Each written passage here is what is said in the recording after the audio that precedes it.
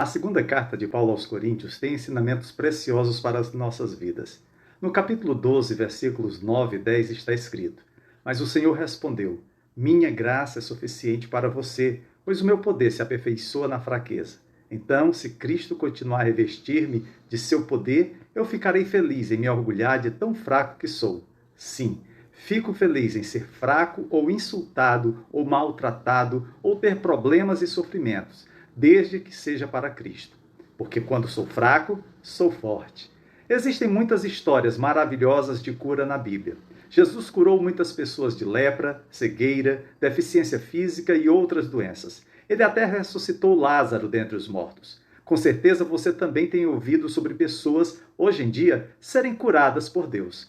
Deus ainda ouve nossas orações pedindo por cura, e Ele tem o poder de curar e de realizar todos os tipos de milagres.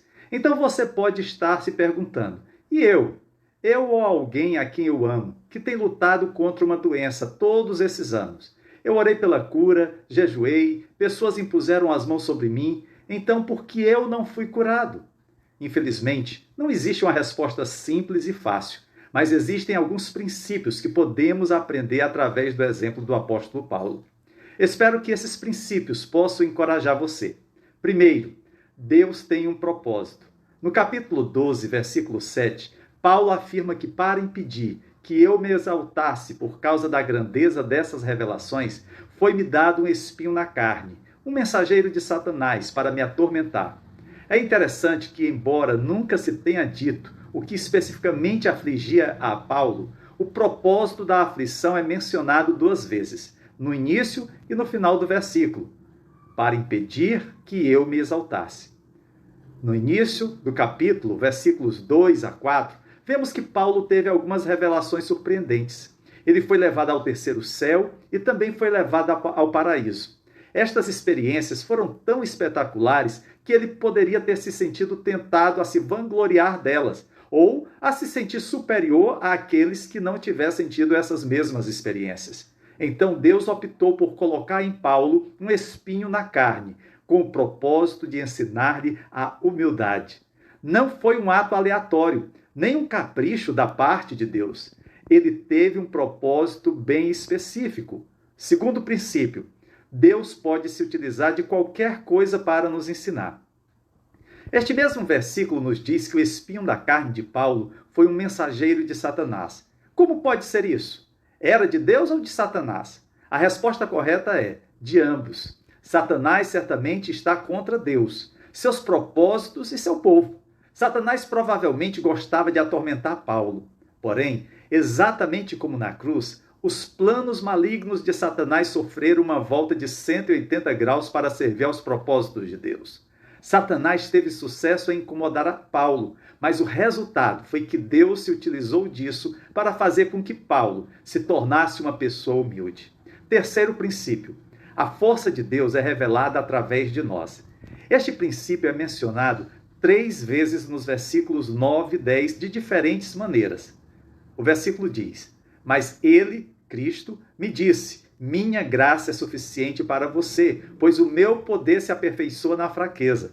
Portanto, eu me gloriarei ainda mais alegremente em minhas fraquezas, para que o poder de Cristo repouse em mim. Pois quando sou fraco, é que sou forte. Deus quer que seus filhos desenvolvam seus dons e talentos a fim de que os utilizem para a sua glória. Porém, quando pessoas fracas e afligidas conseguem fazer grandes coisas, fica claro que Deus foi quem as fez e então Ele recebe a glória.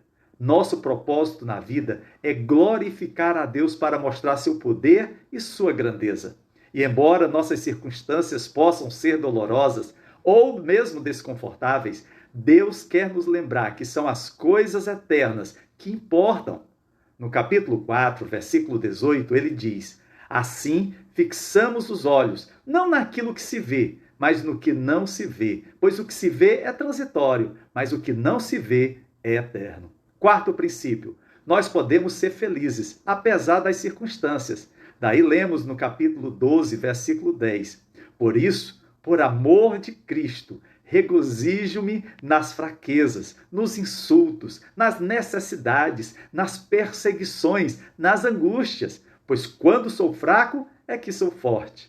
Veja esta lista. Nela há muito mais coisas do que somente doenças. E ainda assim, com todas essas coisas, Paulo estava contente por causa de Cristo, porque o seu objetivo principal na vida era a glória de Deus. Então, quando você ou aqueles a quem você ama estiverem lutando contra alguma doença, sem dúvida, ore.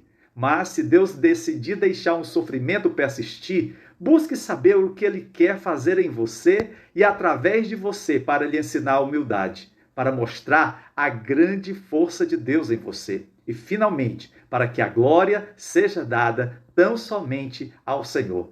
Mesmo não gostando da enfermidade ou do sofrimento, confie que o Senhor tem um propósito maior para a sua vida, assim como o Senhor fez com o apóstolo Paulo. Peça que o Senhor te torne humilde e te mostre seu grande poder em você, até mesmo através do sofrimento. Em nome de Jesus, que Deus te abençoe. Amém.